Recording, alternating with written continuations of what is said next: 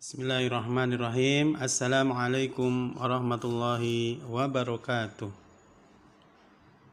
Alhamdulillah hamdan katsiran thayyiban mubarakan fi kama yuhibbu rabbuna wa yarda.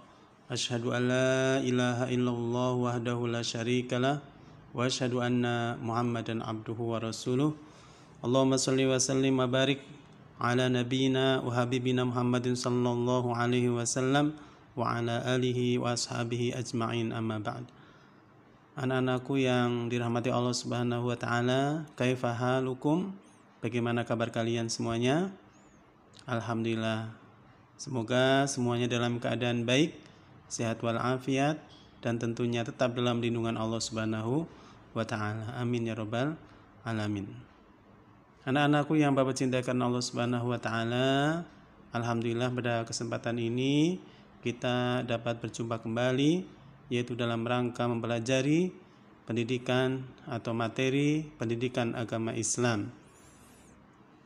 Mudah-mudahan kita semua masih dalam keadaan semangat, ya, masih semangat walaupun masih kondisinya belajar dari rumah atau BDR, masih online, belum bisa tatap muka atau berangkat ke sekolah. Namun demikian kita harus tetap semangat, ya, dalam belajar sehingga kita akan tetap mendapatkan ilmu yang bermanfaat. Amin ya rabbal alamin. Anak-anakku yang Bapak cintakan Allah Subhanahu wa taala, insyaallah pada kesempatan kali ini kita akan belajar PAI dan alhamdulillah sudah memasuki pelajaran ketiga, yaitu tentang husnudzon dan suudzon. Silakan kalian bisa buka buku paketnya di halaman 11. Namun sebelumnya mari kita buka pelajaran ini dengan membaca doa sebelum belajar. Bismillahirrahmanirrahim. Raditu billahi rabba wa bil islami dina wa bi Muhammadin sallallahu alaihi wasallam nabiyya wa rasula. Rabbi sidna ilma warzuqni fahma. Allahumma inni as'aluka ilman nafi'an wa rizqan thayyiban wa amalan mutaqabbala. Baik anak-anakku yang dirahmati Allah Subhanahu wa taala, kita mulai masuk materi, ya. Kalian bisa lihat di halaman 11, yaitu pelajaran ketiga tentang husnudzon dan suudzon. Kalian bisa membaca, ya. Mari kita baca dan sambil perhatikan penjelasan dari Pak Guru. Setiap orang mempunyai hak atas diri kita dan kita wajib memenuhinya. Salah satu hak orang lain atas diri kita ialah kita harus selalu berprasangka baik kepadanya. Hal itu berarti kita harus menjauhi sikap berprasangka buruk kepada orang lain. Berprasangka baik merupakan akhlak yang terpuji, sedangkan berprasangka buruk merupakan akhlak tercela. Prasangka buruk merupakan ucapan paling dusta yang sering membisiki hati kita. Jika hati kita membisikkan prasangkaan yang tidak baik, maka ketahuilah bahwa itu merupakan bisikan yang paling dusta. Sebagaimana Rasulullah Nabi Muhammad SAW bersabda, "Iyyakum wazzan, fa inna dzanna akdzabul hadits." Hati-hatilah kalian terhadap prasangka, karena sesungguhnya prasangka adalah ucapan yang paling dusta. Hadis sahih riwayat Bukhari, Muslim, Ahmad, dan At-Tirmidzi. Anak-anakku yang Bapak cintai karena Allah Subhanahu wa taala.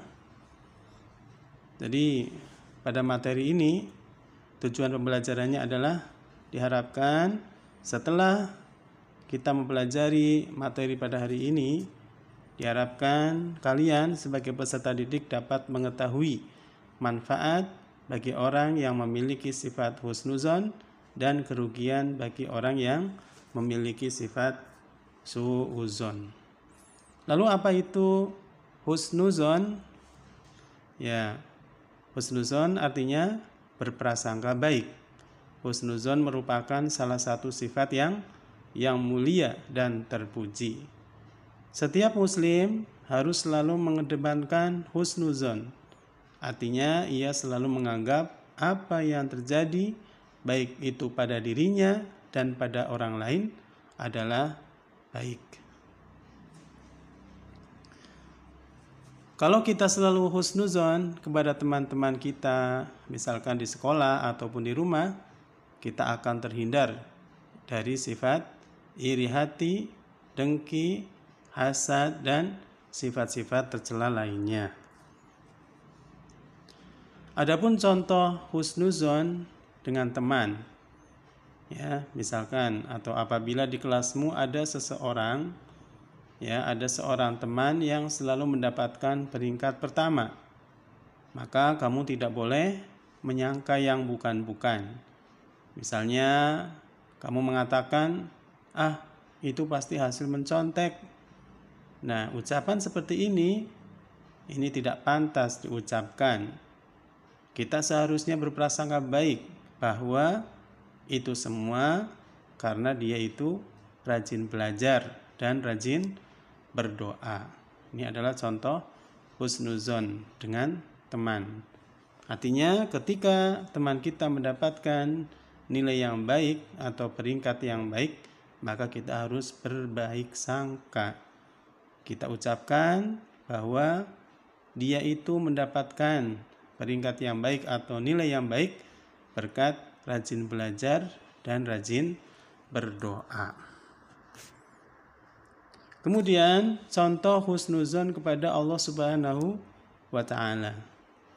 Kita wajib berhusnuzon, berbaik sangka kepada Allah Subhanahu wa ta'ala, yaitu dengan selalu meyakini bahwa semua yang telah kita terima adalah anugerah yang terbaik darinya.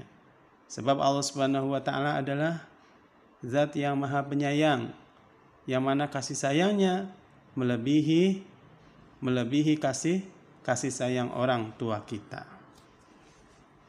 Kapanpun, dimanapun, di setiap kejadian apapun, kita wajib untuk selalu bersikap husnuzon kepada Allah Subhanahu wa ta'ala hingga kematian menjelang.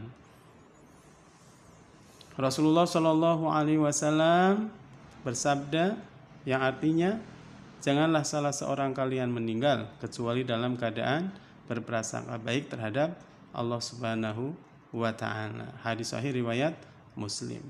Kemudian beliau juga bersabda bahwa Allah Subhanahu wa ta'ala yang maha mulia lagi maha tinggi berfirman dalam hadis qudsi, Ana inda zanni abdi bi, in zanna khairan falahu wa in zanna syarran falahu. Aku menuruti prasangka hamba terhadapku. Jika ia berprasangka baik terhadapku, maka baginya kebaikan. Jika ia berprasangka buruk terhadapku, maka baginya keburukan pula. Hadis sahih riwayat Muslim dan Ahmad.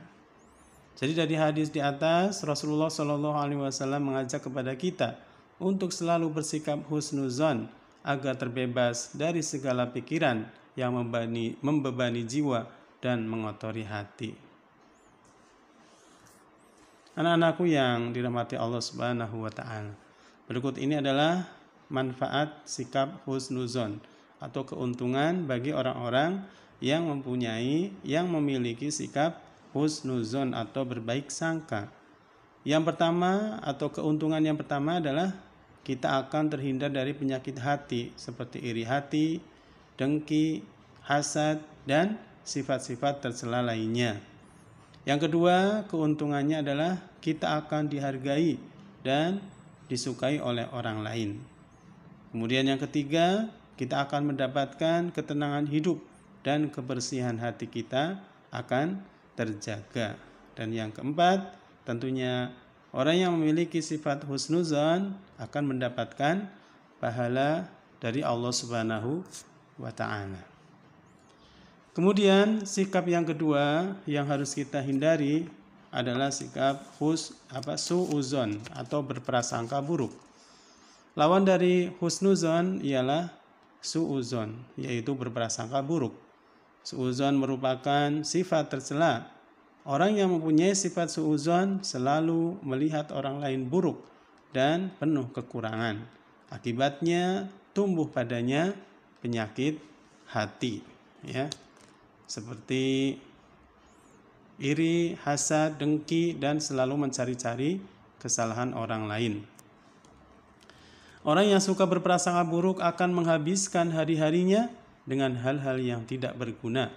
Pembicaraannya hanyalah tentang kekurangan pada orang lain dan selalu curiga kepada sesama. Apabila kamu melakukan hal yang demikian, maka setiap orang akan menjauh darimu dan tidak ingin bergaul lagi. Allah Subhanahu wa taala berfirman dalam surah Al-Hujurat ayat 12. Allah Subhanahu wa taala berfirman, "Ya ayyuhalladzina amanu stanibu katsiran minadh-dhon, inna ba'dadh-dhonni ismun." Wahai orang-orang yang beriman, jauhilah kebanyakan dari zon atau prasangka. Sesungguhnya sebagian dari zon itu adalah dosa. Anak-anakku yang dirahmati Allah Subhanahu wa taala, selanjutnya adalah bahaya apabila kita selalu berbuat suudzon. Ini adalah kerugian atau bahaya daripada orang yang memiliki sifat atau sikap suudzon. Yang pertama, kerugiannya adalah dia akan dijauhi dan dibenci oleh orang lain. Yang kedua, hidupnya tidak tenang dan hatinya selalu kotor. Yang ketiga, pastinya dia akan mendapatkan ancaman berupa siksa dari Allah Subhanahu wa taala. Wal'iyadzubillah. Kita berlindung kepada Allah dari semua ini.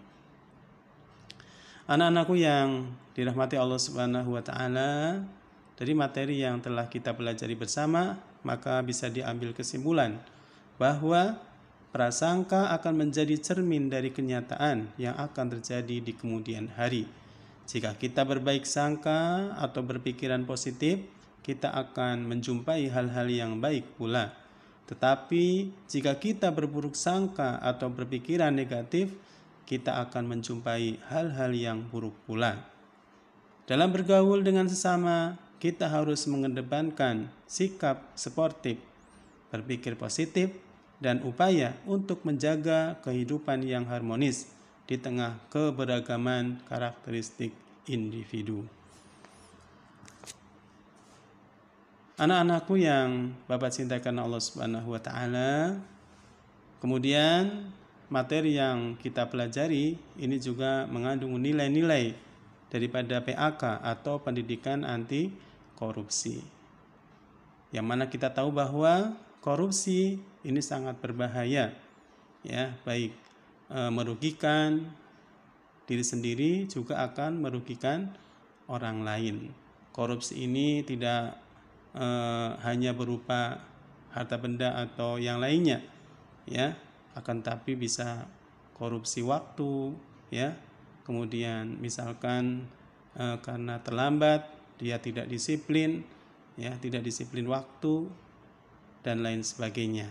Maka pada pelajaran ini mengandung nilai-nilai PAK atau pendidikan anti korupsi. Di antaranya yang pertama adalah berpikir positif, yang kedua kejujuran, dan yang ketiga disiplin.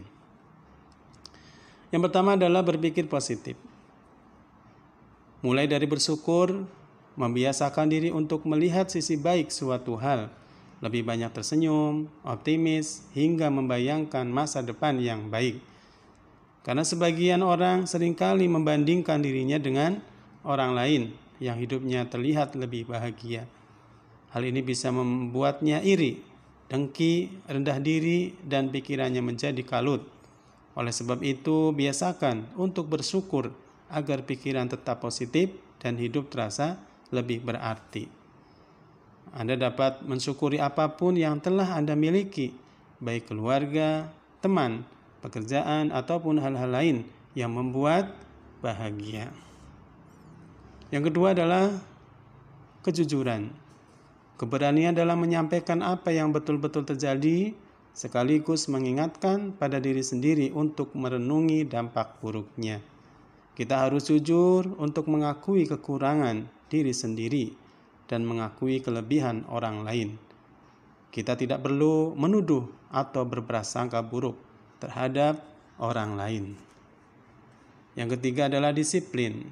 Disiplin merupakan salah satu kebiasaan yang baik dalam pola hidup masyarakat secara umum.